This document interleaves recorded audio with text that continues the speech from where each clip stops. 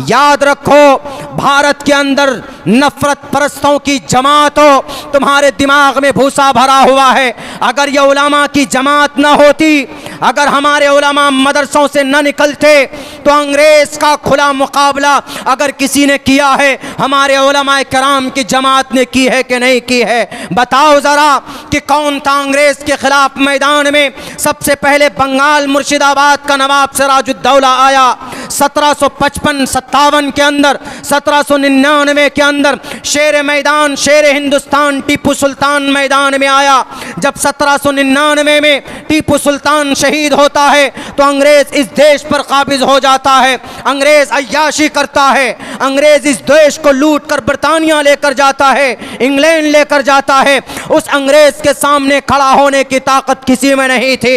आज जो कुर्सी पर बैठे हैं, आज जो दिल्ली में बैठे हैं, अनाप शनाप बातें मदारिस के ताल्लुक से, मसाजिद के ताल्लुक से बोलते हैं, ये उनकी जहालत है, ये उनकी नफरत है। वरना हकीकत तो ये है कि जब अंग्रेज पूरे आन बान शान के साथ इस देश में काबिज हो चुका था, उस वक्त उस अंग्रेज को ललकारने के लिए मौलाना सैयद अहमद शहीद बरेलवी रहमतुल्लाहि अलैह, सैयद शाह इस्माइल शहीद तकरीबन 51 लोगों को लेकर 1831 में बालाकोट की पहाड़ी पर आकर उनका मुकाबला करते हैं। उसके बाद फिर होता क्या? उलमाए किराम 1857 में यही मौलाना कासिम नानोतवी रहमतुल्लाहि अलैह शामली के मैदान में अंग्रेज का मुकाबला करता है। मदरसे से पढ़कर निकलने वाले, याद करो, अगर मदरसा ना होता तो शाह अब्दुल अजीज ना होते, जिन्होंने अंग्रेज को भगाने के लिए, उनसे इस देश को पाक करने के लिए जिहाद का फतवा दिया था। हमारे भारत के अंदर, हमारे इस मुल्क हिंदुस्तान में हिंदू भाइयों, मौलाना शाह अब्दुल अजीज मुहद्दिस देहलवी सिराजुल हिंद, उन्होंने ये फतवा दिया कि अरे एक मुसलमान पर अंग्रेज के खिलाफ, गौर करना लफ्जों में, अंग्रेज के खिलाफ, हिंदू भाइयों के खिलाफ नहीं, अंग्रेज के खिलाफ जिहाद फर्ज है। देश को बचाना है तो जिहाद करना होगा। अगर शाह अब्दुल अजीज जिहाद का फतवा ना निकालते, उलमा मैदान में ना आते, और शाह अब्दुल अजीज कहां से पैदा हुए? मदरसों से पैदा हुए।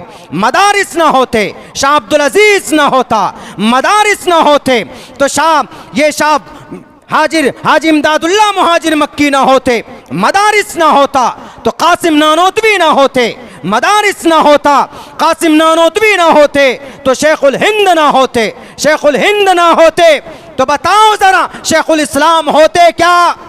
नहीं होते। इस देश के अंदर उलमा ना होते। अगर उलमा ना होते तो 65,000 उलमा ने कुर्बानी देकर इस देश को आज़ाद किया। अगर मदारिस में पढ़ाने वाले उलमा ना होते तो आज ये देश अंग्रेज का गुलाम होता, ये देश आज़ाद नहीं होता। ये तारीख हमारी रही है। क्या बोलते हैं? नहीं, मदरसों के अंदर कुरान सिर्फ पढ़ाया जाता है। तो क्या कुरान पढ़कर कोई डॉक्टर नहीं बनता? बताओ तो ज़रा, सबसे पहला डॉक्टर कौन है? सबसे बड़ा स्पेशलिस्ट, चीर फाड़ करने वाला ऑपरेशन। इसके ऊपर मैंने बहुत सारे स्पीचेस दिए हैं। चीर फाड़ करने वाला ऑपरेशन जिसको बोलते हैं, ऑपरेशन में डॉक्टरों से पूछो कि वो जो सीजर, कैंची, ब्लेड, वो जो कुछ आलात छोटे छोटे होते हैं, इंस्ट्रूमेंट्स, छोटे छोटे आलात होते हैं ऑपरेशन करने के, ज़रा पूछिए तो इन छोटे छोटे औजार को कौन बनाया? मदरसे का एक तालिब इल्म अबुल कासिम अज़हरावी ने बनाया है कि नहीं बनाया है? बताओ, बताओ यूरोप, बताओ दुनिया वालों, कुरान पर एलिगेशन लगाने से पहले बताओ। तुम चांद पर पहुंच गए तो इसका यह मतलब नहीं कि हम ही सुपर पावर। तुम चांद पर पहुंचे हो, हमारे नबी तो उस चांद को जमीन से 2 टुकड़े कर दिए थे। तुम चांद की बात करते हो। हवाई जहाज बना लिए तो उल्टा घूमने लग गए कि हमने हवाई जहाज बनाया। हवाई जहाज को वजूद में लाने वाला एक मुसलमान था, अब्बास फिरनवीस। तेज रफ्तार सवारी बना ली, बुलेट ट्रेन बना लिया। भारत के अंदर प्राइम मिनिस्टर साहब वंदे मातरम ट्रेन लाके दे दिया। ओह, बड़ी तेज चलती, खाक तेज चलती, 2.5 घंटे लेट हो जाती वो ट्रेन भी। वो ट्रेन जाकर भैंस से टकरा जाती। अभी टकराई अहमदाबाद में जाके। कितना, 1 घंटे में ज़्यादा ज़्यादा 80 किलोमीटर, 1 घंटे में 80 किलोमीटर। हमारे नबी की तब रफ्तार देखो। अश्वमा शुगमारोहा देवदत्तम जगतपति असिनास दूदमन मठेश्वर्य गुणन्विता।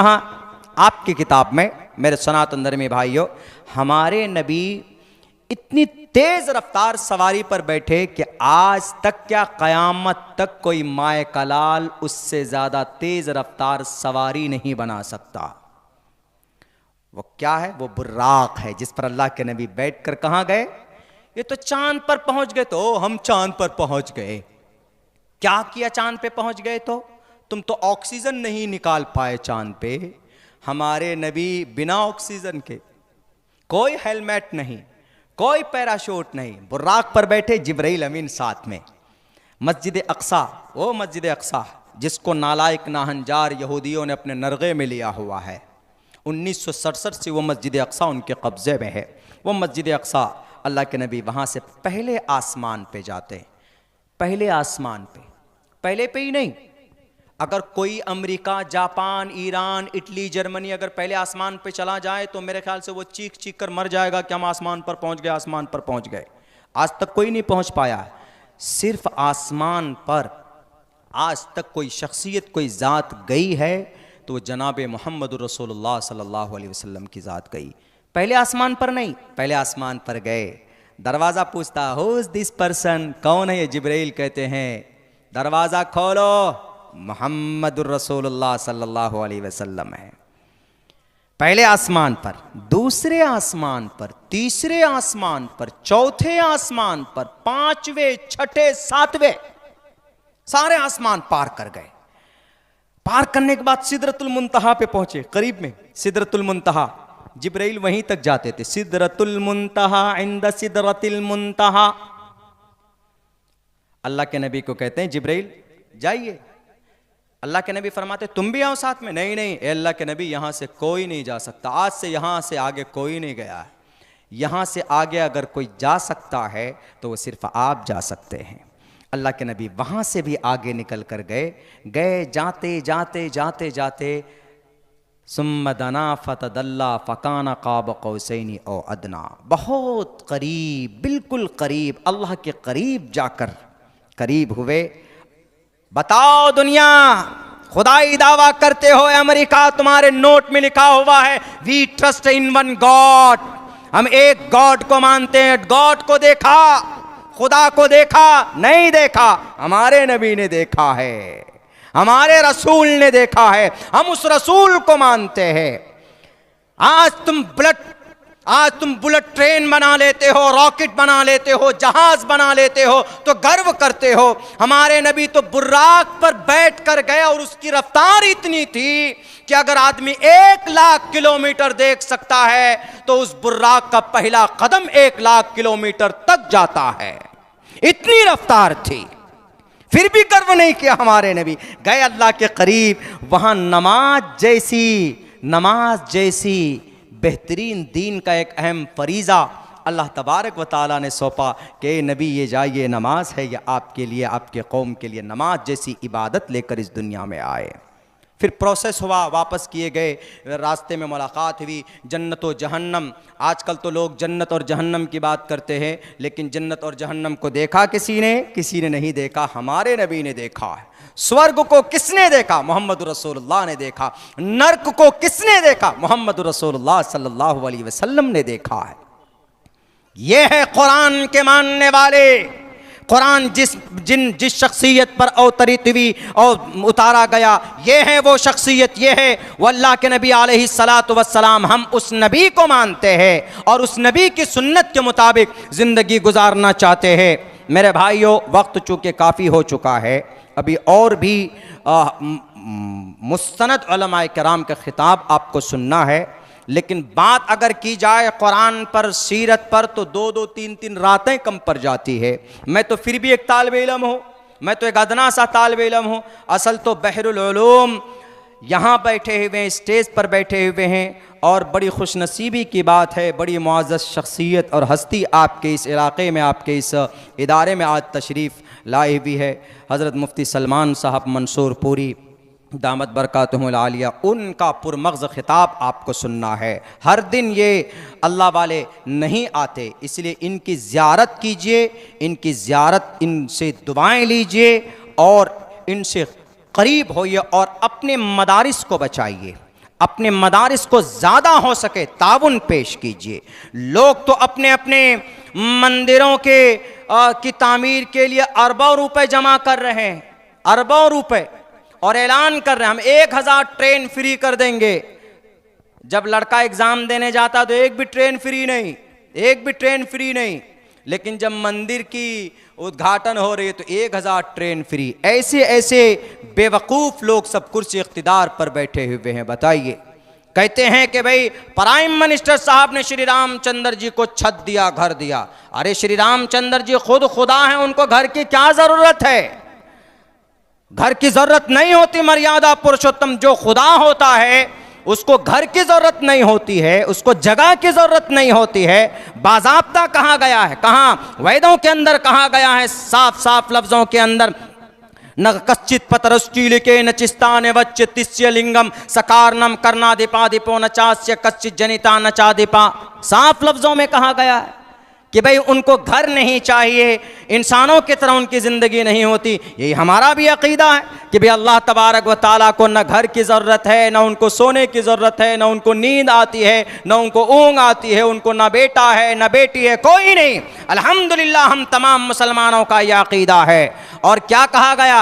कहा यह गया है कि मस्जिद में 22 जनवरी को हर एक मुसलमान जय श्री राम जय श्री राम जय श्री राम 11-11 मरतबा पढ़े। क्यों पढ़ेंगे हम? भारत का संविधान तो कहता है, क्या कहता भारत का संविधान? भारत के संविधान के खिलाफ है कि नहीं? भारत का संविधान कहता है article number 25, freedom of conscience and free profession and practice propagation of the religion. इस मुल्क के अंदर हर किसी इंसान को मजहबी आज़ादी है। जो चाहे अल्लाह कहे, जो चाहे राम कहे, जो चाहे विष्णु कहे, जो चाहे ला इलाहा इल्लल्लाह पढ़े, जो चाहे कुरान की तिलावत करे, जो चाहे गुरु ग्रंथ साहिब पढ़े, जो चाहे बाइबल पढ़े, उसको कोई नहीं कह सकता कि तुम कुरान पढ़ो ज़बरदस्ती। कोई नहीं कह सकता कि तुम हनुमान चालीसा पढ़ो, जय हनुमान ज्ञान गुण सागर जय कपीस तेहो लोको उजागर रामदूत अतुलित बलदामा अंजनी पुत्र पवन सुतनामा। कोई किसी को मजबूर नहीं कर सकता। अपनी खुशी से, अपनी रजामंदी से अगर कोई कुछ पढ़ता है या किसी धर्म को मानता है तो हमारे इस देश की यही खूबसूरती। इसीलिए जिन लोगों ने ये बंदिश लगाई कि मस्जिदों में जय श्री राम का नारा 22 जनवरी को लगना चाहिए, हम नहीं मानते, हम मखालफत करते हैं। हम नहीं पढ़ेंगे अपनी मस्जिदों में। क्यों? क्योंकि हम अपनी मस्जिदों में एक अल्लाह की इबादत करते हैं। एक अल्लाह की इबादत करने का यह अधिकार हमें भारत का संविधान भी देता है।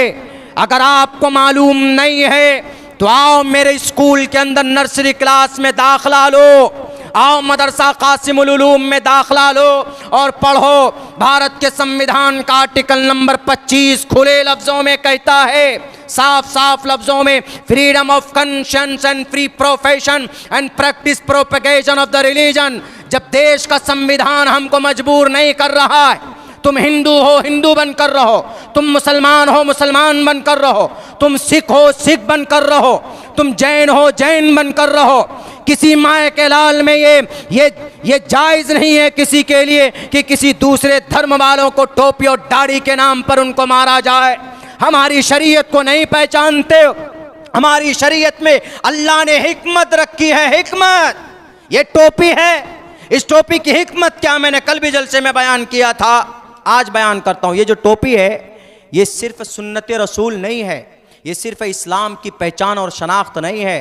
मेडिकल साइंस पढ़िए, साइंस का एनालिसिस है कि इस टोपी से एक मुहलिक बीमारी से इलाज होती है। इस टोपी से हम लोग तो इतना जानते हैं कि टोपी सुन्नत है, वो तो है अल्हम्दुलिल्लाह, इसमें कोई शक नहीं। लेकिन पता है इस टोपी पहनने से एक दुनिया के अंदर बहुत बड़ी बीमारी होती है। कौन सी? लू जैसी बीमारी। लू जानते हैं ना, जब ज़्यादा धूप होती है, गर्मी होती है तो आदमी को लू लग जाए तो आदमी ख़त्म है, उसको कोई नहीं बचा सकता। तो इस लू से बचने के लिए आदमी क्या करते? बताइए क्या करते? आम सा इलाज, आदमी सर पर क्या, सर पर बांध लेते हैं, वो मुरेठा बांध लेंगे, पगड़ी बांध लेंगे, कपड़ा डाल लेंगे। कहेंगे कि अरे गर्मी में भी तुम पगड़ी बांधे, अरे नहीं यार बहुत धूप लग रही है इसीलिए बांध लेते हैं, ऐसे करके बांध लेते हैं। अल्लाह के नबी ने 1450 साल 1458 साल पहले इसका इलाज बता दिया, पगड़ी और टोपी की सूरत में। मेडिकल साइंस कहता है कि क्यों लू यहां लगती, इस जगह पर, इस हिस्से पर, ये यहां पर मगज है, यहां पर वो ब्रेन है, उसके इस हिस्से पर जो लू को, गर्मी को कंट्रोल करने का जो सिस्टम अल्लाह ने रखा है वो यहां पे रखा है, इस जगह पे रखा है। और इस जगह पर अगर ज्यादा गर्मी लग जाए तो आदमी को लू लग जाती है और फिर आदमी मर जाता है। तो इस जगह की हिफाजत अगर कोई चीज कर सकती है, टोपी और पगड़ी ही कर सकती है। दुनिया वालों, है निजाम तुम्हारे पास ऐसा? नहीं है। हमारे नबी के कदमों में गिर जाओ तो इंशाअल्लाह तबारक व तआला दुनिया के फितनों से भी महफूज हो जाओगे। कोरोना से बचने का क्या तरीका? सबसे पहले, बीमारी वैक्सीन बाद में है, सबसे पहले कोरोना से बचना है तो क्या करना? मोदी जी बोल रहे हैं क्या? हाथ धो, हाथ सैनिटाइज करो। हमारे नबी 1450 साल पहले बोल के गए कि नहीं बोल के गए कि जब खाना खाओ तो हाथ धो के खाओ, घर पे बैठो तो हाथ धो करके बैठो, कोई भी काम करो तो पाकी हासिल करके बैठो। तो ये कोरोना जैसी मुहलिक बीमारी, उत्तर प्रदेश के जो लाल बुजक्कर है, लाल बुजक्कर उत्तर प्रदेश को, क्या बोलते हैं? हम सुन्नत को नहीं मानते, हम हाथ क्यों धोएंगे? तो अल्लाह कहता हाथ नहीं धोगे, सुन्नत को नहीं मानो, लाओ कोरोना को भेज दिया चीन से, जाओ कोरोना जरा समझा दो हाथ धोने की क्या फजीलत है।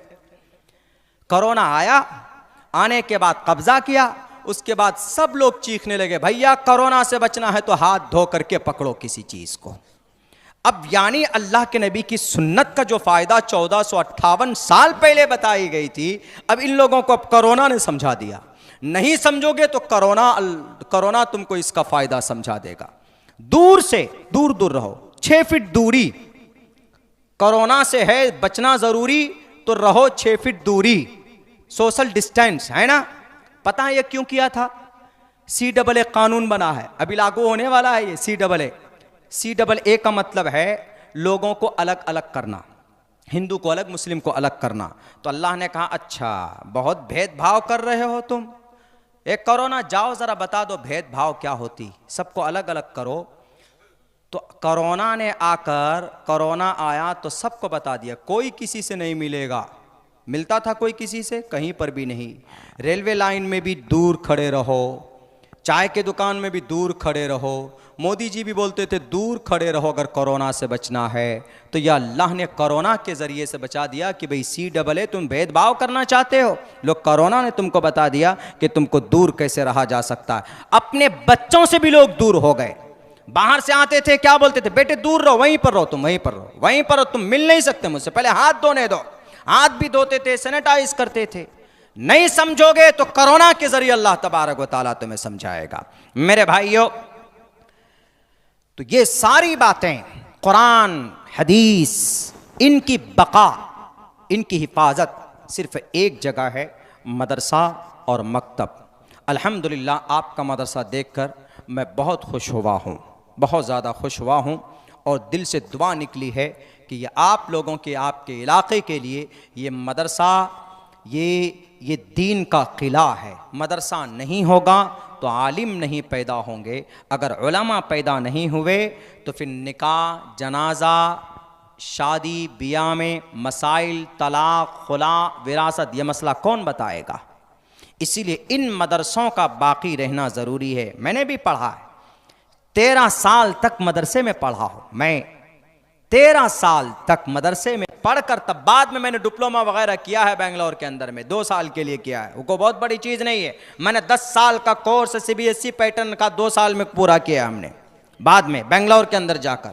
लेकिन 13-14 साल तक मुस्तकिल मैंने मदरसे में तालीम हासिल की है।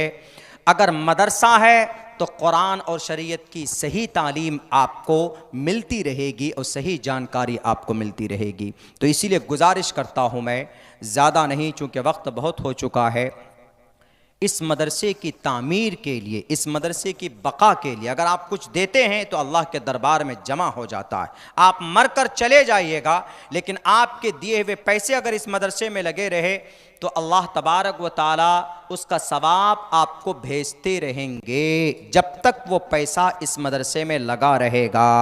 आइंदा भी मेहनत ताउन करते रहें, और इस वक्त भी आप लोग ताउन की आप लोगों से गुजारिश है, कुछ न कुछ ताउन करके जाएं। इस वक्त ऐलान किया जा रहा है इस मदरसे के ताउन के लिए। आप में है कोई अल्लाह का बंदा जो 10,000 रुपये से मदरसे के ताउन करे? ज़्यादा नहीं मांगा जा रहा, सिर्फ 10,000।